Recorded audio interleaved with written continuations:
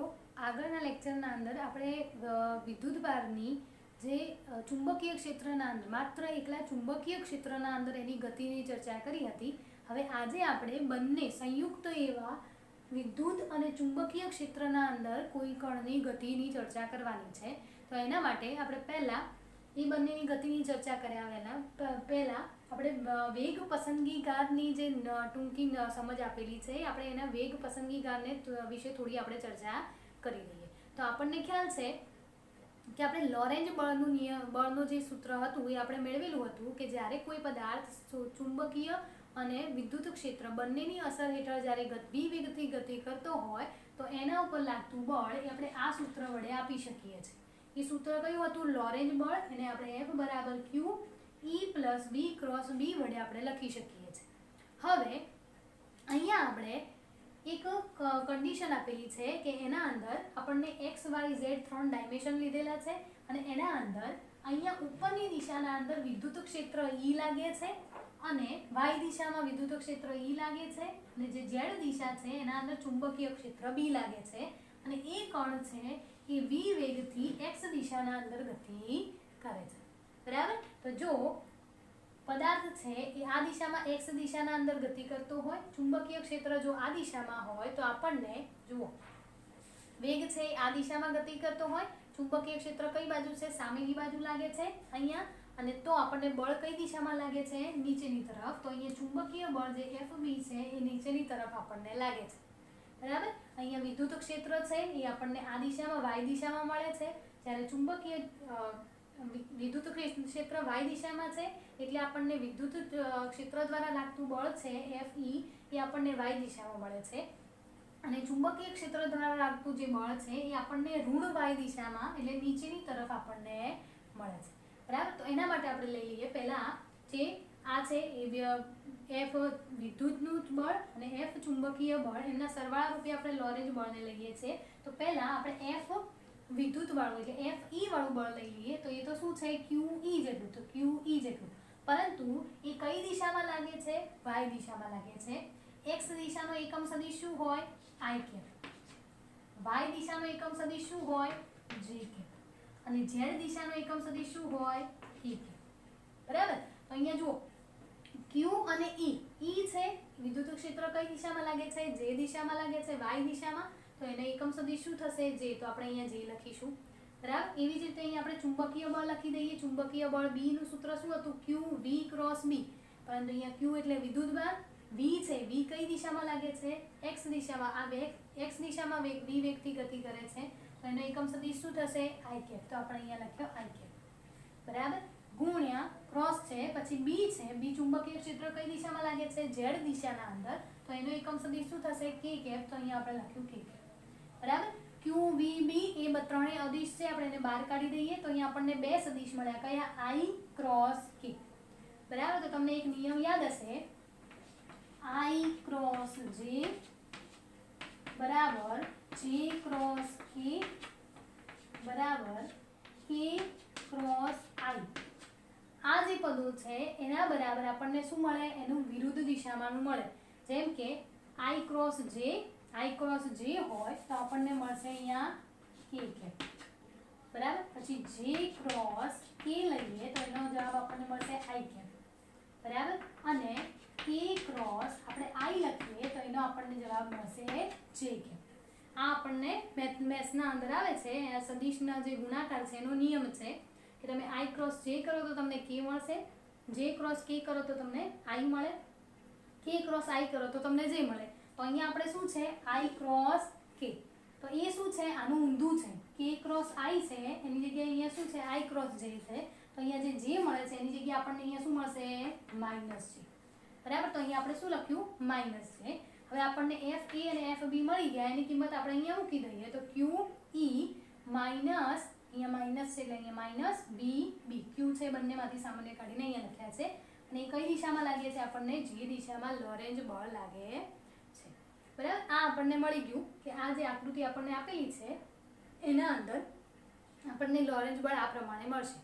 પરંતુ અહીંયા તમે જોશો કે આ જે વિદ્યુત બળ લાગે છે એ અને જે ચુંબકીય બળ લાગે છે એ બંને કેવા છે? એકબીજાની વિરુદ્ધ દિશામાં છે.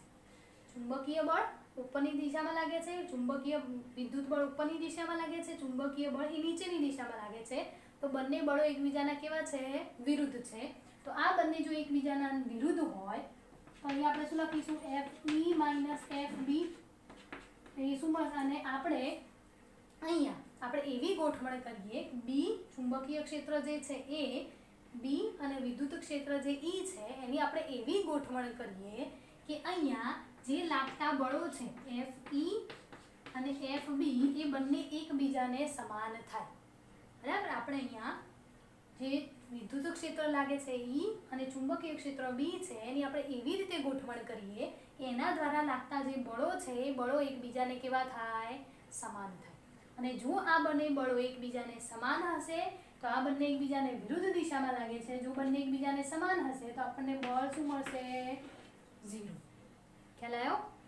જો બંને બળો એકબીજાને સમાન હશે અને બંને એકબીજાને કઈ વિરુદ્ધ દિશામાં લાગે છે તો એના દ્વારા લાગતું બળ છે આપણને કુલ બળ શું મળે છે? અહીંયા 0 મળે છે.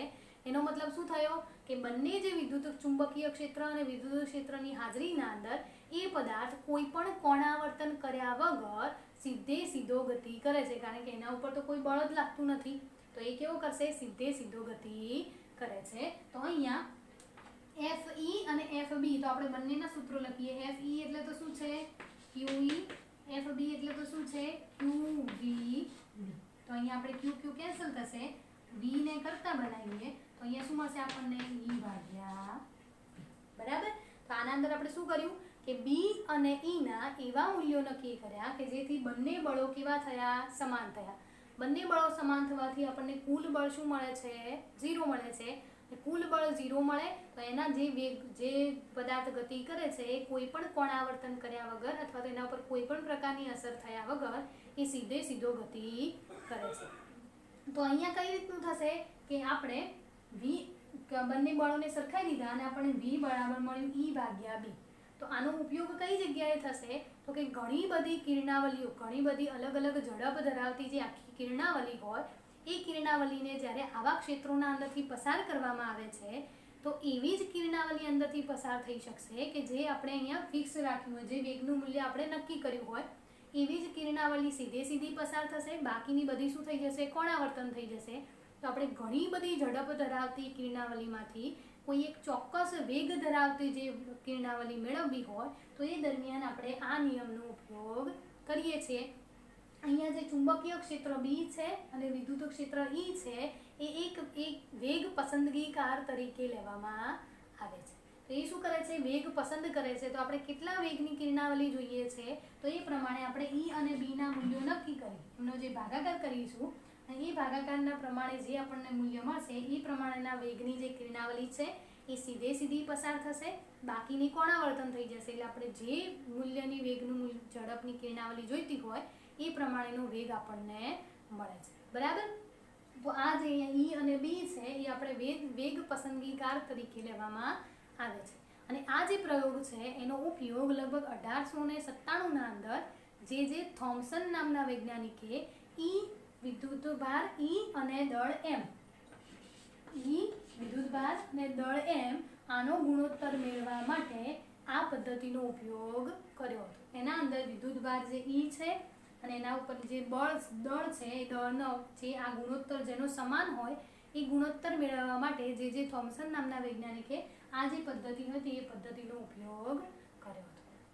અને આ જે પદ્ધતિ છે એનો ઉપયોગ સ્પેક્ટ્રોમીટરના અંદર પણ થાય છે. આ જે પદ્ધતિ છે એ પદ્ધતિ દ્વારા આપણે માસ સ્પેક્ટ્રોમીટરના અંદર પણ આ જ પદ્ધતિનો E ભાગ્યા m જે ગુણોત્તર છે એ ગુણોત્તરનો ઉપયોગ કરવામાં આવે છે. બરાબર? તો આ થઈ ગયો વેગ પસંદગીકાર કે વેગનું મૂલ્ય આપણે શું કરવાનું છે? પસંદ કરવાનું કે જેટલા વેગનું મૂલ્ય આપણે જોઈતું હોય એટલો જ વેગ આપણને મળે.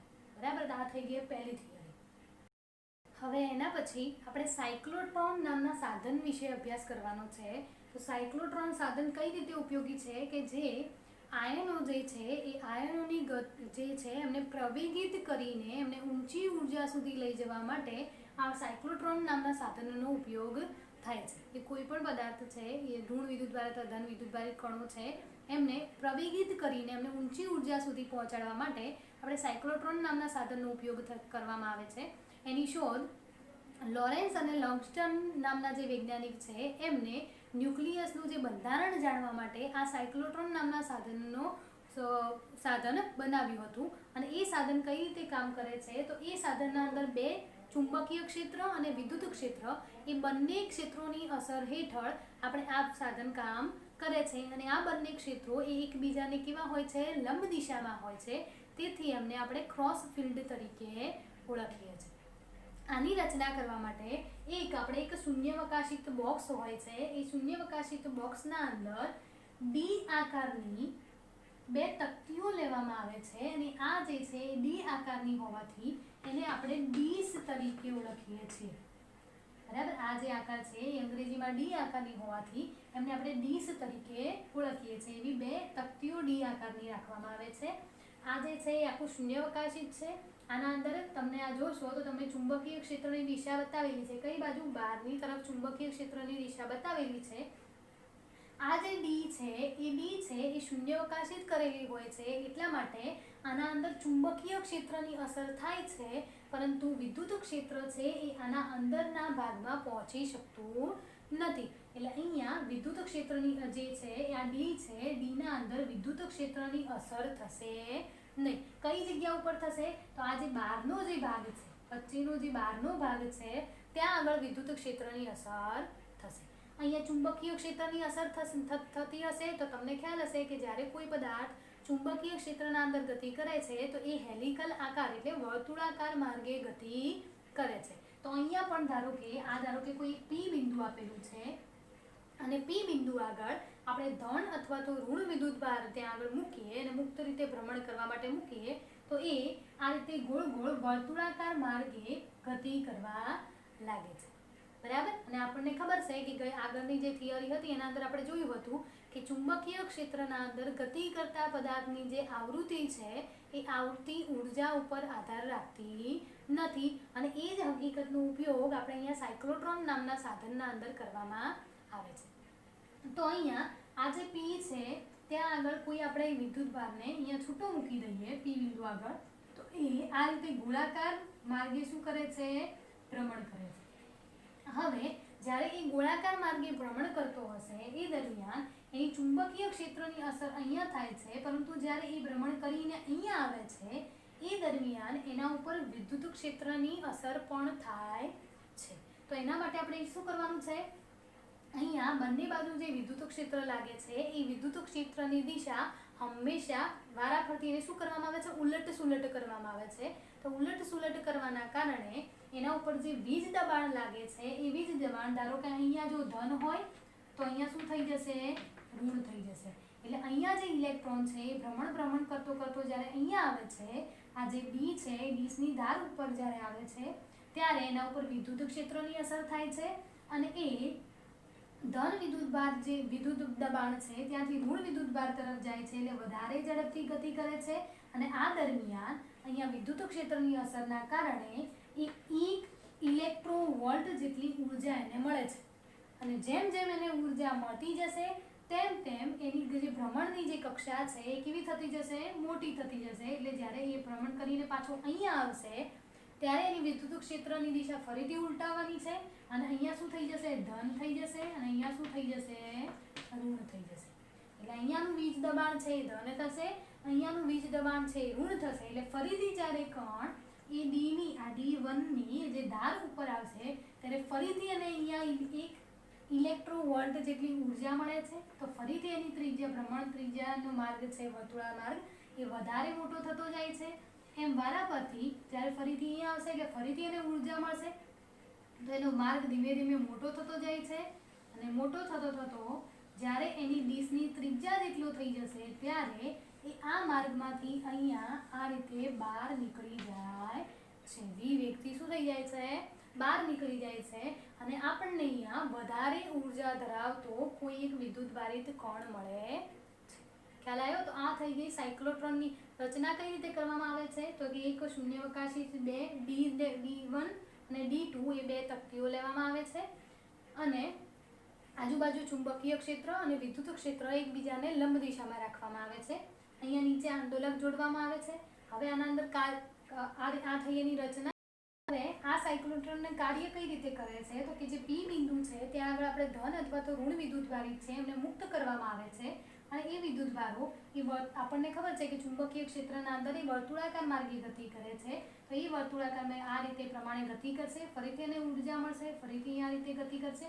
જેમ જેમ એને ઉર્જા મળતી રહેશે એમ એમ વિદ્યુત ક્ષેત્રની અસરના કારણે એમને ઉર્જા મળતી રહેશે અને એમનો વર્તુળાકાર માર્ગ મોટો થતો જશે અને જ્યારે એમની ત્રિજ્યા ડી જેટલી થઈ જાય છે ત્યારે એ વિદ્યુતભારિત કણ વી વેગથી બહાર નીકળી જાય છે. તો આપણે એ દરમિયાન કે આ વર્તુળાકાર માર્ગ છે એની વર્તુળાકાર પરિભ્રમણ કરતાં કેટલો સમય લાગશે તો એનું ટીનું સૂત્ર આપણે સાબિત કરેલું છે 1/VC અને 2πm/ક્યુબ એ આગળની થિયરીના અંદર સાબિત કરેલું છે આપણે. અને અહીંયા આપણે વીસીને કરતા બનાવીએ તો શું મળશે QB/2πm. અને અહીંયા જે વીસી છે એ વીસી શું છે સાયક્લોટ્રોનની આવૃત્તિ છે. વીસી એને શું કહેવામાં આવે છે સાયક્લોટ્રોનની આવૃત્તિ કે જ્યારે પદાર્થ જે આ ભ્રમણ કરે છે એ દરમિયાન એની આવૃત્તિ કેટલી હશે 1 સેકન્ડના અંદર એ કેટલા પરિભ્રમણો કરે છે તો એ દરમિયાન એને વીસી બરાબર QB/2πm જેટલો મળે છે. હવે આ જ્યારે વેગ જે વિદ્યુતભાર છે એ વી વેગથી બહાર નીકળે છે તો એ કેટલા વેગથી બહાર નીકળે છે તો એ માટે આપણે ત્રિજ્યા આરનું સૂત્ર આગળની થિયરીના અંદર સાબિત કરેલું છે mv/qb. બરાબર. તો અહીંયા mv/qb વીને કરતા બનાવો તો અહીંયા શું થશે qbr/m.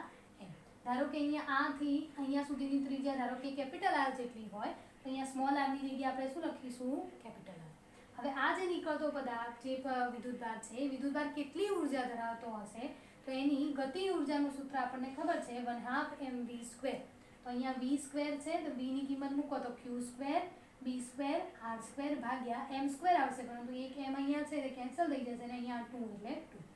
બરાબર. તો આપણે અહીંયા જોયું કે જ્યારે કોઈ એક વિદ્યુતભારને ઊંચી ઉર્જાથી પ્રવેગિત કરવા માટે આપણે સાયક્લોટ્રોન નામના સાધનનો ઉપયોગ કરીએ છીએ અને એ આટલી આવૃત્તિ ધરાવે છે, એની ત્રિજ્યા વેગ કેટલો ધરાવશે QBR/m જેટલો વેગ ધરાવે છે અને એની ઉર્જા આટલી ઉર્જા એને મળે છે.